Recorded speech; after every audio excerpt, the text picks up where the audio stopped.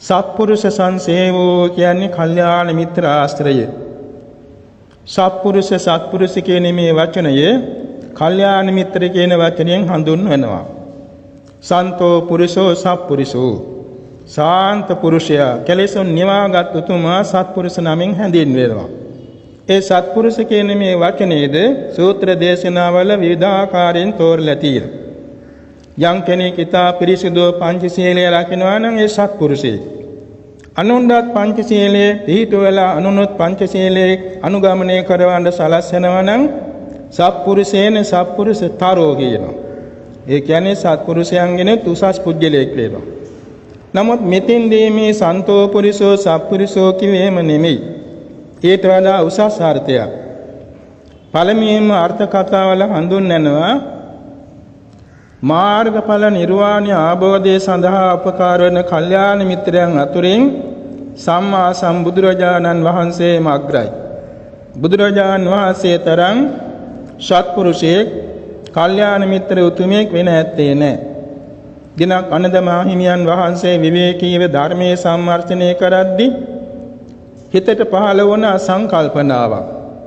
මේ බුද්ධ ශාසනය පරියාප්ති ප්‍රතිපත්ති ප්‍රතිවේද ශාසනය රැඳී පවත්නේ භාගයක්ම කල්යාණ මිත්‍ර ඇසුර නිසයි කියලා හිතක් පහළ වුණා.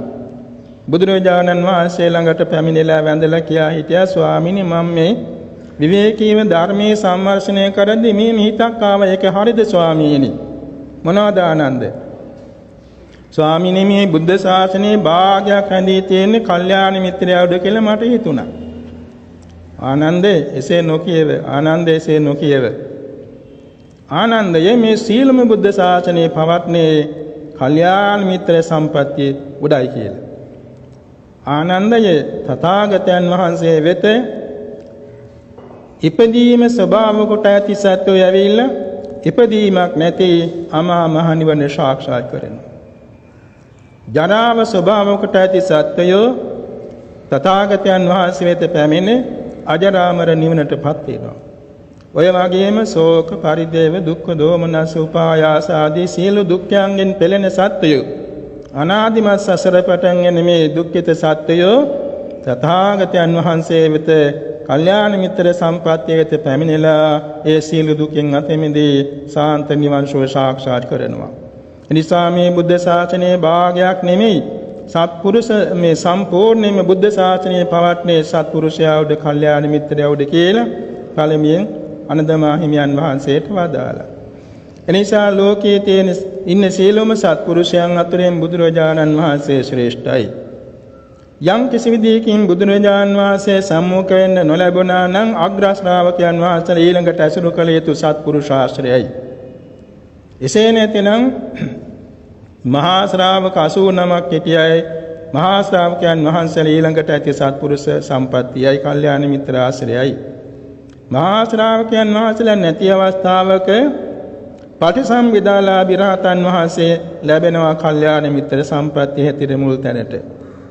පටිසම්භිදාලාභී රහතන් වහන්සේ නැත්නම් අභිඥාලාභී රහතන් වහන්සේ ඊළඟට ඉන්නවා. ඒත් නැතිනම් රහතන් වහන්සේ ප්‍රකෘති රහතන් වහන්සේ ගණනවා. රහතන් වහන්සේ නමකුත් නැතිනම් අනාගාමීන් වහන්සේ. ඒත් නැතිනම් සකදාගාමීන් වහන්සේ. ඒත් නැතිනම් සෝවාන් ආර්යයන් වහන්සේ. ඒත් නැතිනම් සුපේචල ශික්ෂාකාමී ත්‍රිපිටකධාරී උත්තමයන් වහන්සේ නමක්. එසේත් නැතිනම් පිටක දෙකක් දරා ඉන්නේ සිල්වත් ගුණවත් උතුමන් වහන්සේ නමක්.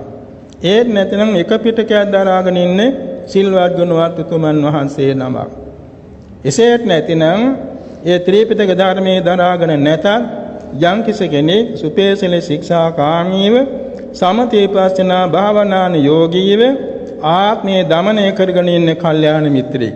මෙන්න මේ විදිහට කල්යාණ මිත්‍ර ආශ්‍රය අනුපිළිවෙලින් අන්තිම කෙලවර දක්වාම හඳුන්වලා තියෙනවා. ඒ අනුව සලකා බැලීමේදී කල්යාණ මිත්‍ර සම්පත්තිය නැතිව කවදාකවත් සෝවාන් වීමට නොහැකි බව ඒ දේශනාවේ සඳහන් වෙනවා.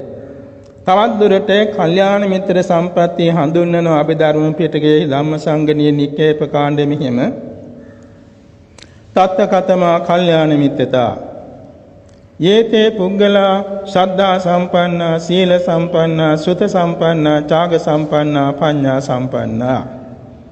යා තේසං පුද්ගලානං ආසේවන, නිසේවන, සංසේවන, භජන, සම්භජන, බත්තේ සම්බත්තේ තං සම්පවංකතා අයං උච්චති කල්යාණ මිත්‍රතා.